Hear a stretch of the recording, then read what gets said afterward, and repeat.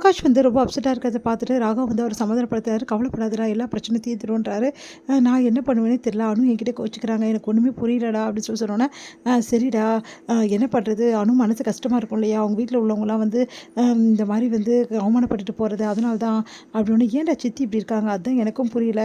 அம்மா விட்டே கொடுக்க மாட்டேங்கிறாங்க, என்ன பண்ணுறதுனே தெரியல.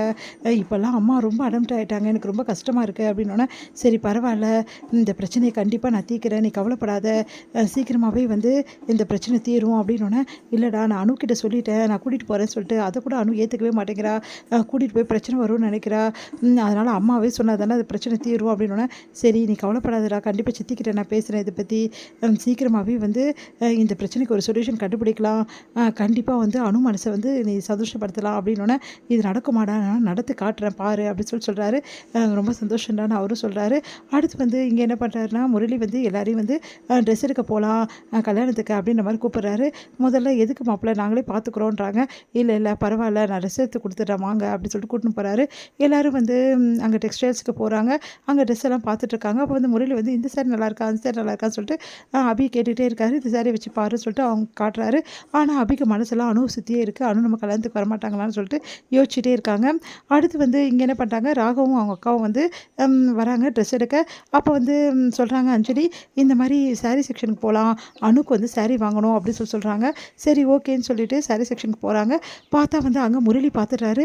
ஐயோ இவங்க 2 பேர் இங்கே வந்துட்டாங்களே, கண்டிப்பாக நம்ம மாட்டிப்போம் சொல்லிட்டு போய் ஒழிஞ்சிக்கிறாரு. அந்த டைமில் கரெக்டாக இவங்க ஃபேமிலி அவங்க ஃபேமிலியை சந்திக்கிறாங்க. ட்ரெஸ் எடுக்க வந்திருக்கோம் அப்படின்னோடனே, மாப்பிள்ளை இங்கே தான் இருந்தார், உங்களுக்கு நான் காட்டலான்னு நினச்சேன், அவர் எங்கே போனான்னு தெரியலையே, திடீர்னு ஃபோன் வந்திருக்குன்னு போயிருக்காரா அப்படின்னு சொல்லிட்டு நாங்கள் இருங்க பார்த்துட்டு வரேன்னு சொல்லிட்டு வந்து அபியோட அப்பா வந்து பார்க்க போகிறாரு. எங்கே போனார் இவர் அப்படின்னு சொல்லிட்டு தேடிட்டு இருக்காரு.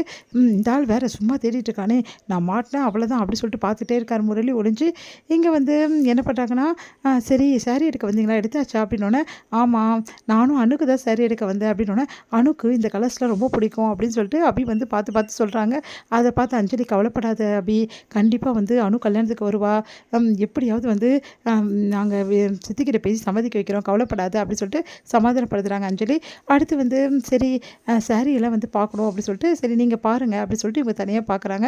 அப்போ வந்து சாரீஸ்லாம் பார்த்துட்டு இருக்கும்போது ராகவ் வந்து கிட்ட நீ ஒரு நல்ல சரியாக செலெக்ஷன் பண்ணி எனக்கு அப்படி சொல்லிட்டு சொல்கிறாங்க. சரின்னு சொல்லிட்டு ராகவ் வந்து சாரீ செலெக்ஷன் பண்ணி கொடுக்குறாரு. சரி ஓகேன்னு சொல்லிட்டு நிறைய சாரீ எடுத்து பில் போடுங்கன்னு சொல்லிட்டு போயிடுறாங்க. இங்கே வந்து அபி வந்து ராகவ் வந்து எடுத்து அந்த சாரீ வந்து பார்த்துட்டு, அபி உனக்கு எந்த சாரீ பிடிச்சிருக்கு பாரு அப்படின்னு எல்லாம் சொல்ல, வர மாதிரியே தெரியல என் தம்பி, சரி சாரீ செலெக்ஷன் பண்ணி வச்சுட்டு பில்லை போடுவோம், அப்புறம் அவர் வரட்டும் அப்படின்னோடனே, அபி வந்து ராகவ் செலெக்ஷன் பண்ண அந்த சாரீ எடுத்து, அம்மா இந்த சாரீ எனக்கு நல்லா இருக்குமா அப்படின்றாங்க. அபி நீ செலெக்ஷன் பண்ண சாரீ உண்மையிலே சூப்பராக இருக்குமா அப்படின்னு சொல்லிட்டு சொல்லிடுறாங்க. இதே சரி நீ எடுத்துக்கோ அப்படின்னு சொல்லிட்டு எடுத்துக்கிறாங்க. இங்கே வந்து அஞ்சலி வந்து, ராகவ் நீ செலெக்ஷன் பண்ண சாரி காணும், அந்த கவுண்டரில் தான் இருக்கும், இப்போ எடுத்துகிட்டு வரியா அப்படின்னோடனே, சரின்னு சொல்லிட்டு ராகவ் வந்து அந்த கவுண்டருக்கு போகிறாரு. உடனே அப்பா நல்ல காலம் எல்லாரும் போயிட்டாங்கன்னு சொல்லிட்டு முரளி வர பார்க்குறாரு. ராகவ் பார்த்து மறுபடியும் ஒழிஞ்சிக்கிறாரு. ஐயோ போச்சு போ, இனிமேல் இப்போ வந்து நான் வந்தேன் அவ்வளோதான் அப்படின்னு சொல்லிட்டு ஓடி போய் ஒழிஞ்சிக்கிறாரு. என்னாச்சு தம்பி அப்படின்னு சொல்லிட்டு அங்கே இருக்கிறவங்களாம் கேட்குறாங்க. ஒரு நிமிஷம் அப்படின்னு சொல்லிட்டு அந்த சேல்ஸ் கவுண்டரில் இங்கே ஒரு சாரீ வச்சேனே அப்படின்னோடனே திரும்பி பார்க்குறாங்க. பார்த்தா வந்து அபி அந்த சாரியை வந்து கட்டி பார்க்குறாங்க. ரொம்ப நல்லா இருக்கு அபி அப்படின்னு சொல்லிட்டு அவங்க வீட்டில் உள்ளவங்களாம் சொல்லிட்டு இருக்காங்க. அதை பார்த்து ஒரு நிமிஷம் வந்து அசந்தே போயிடுறாரு ராகவ்.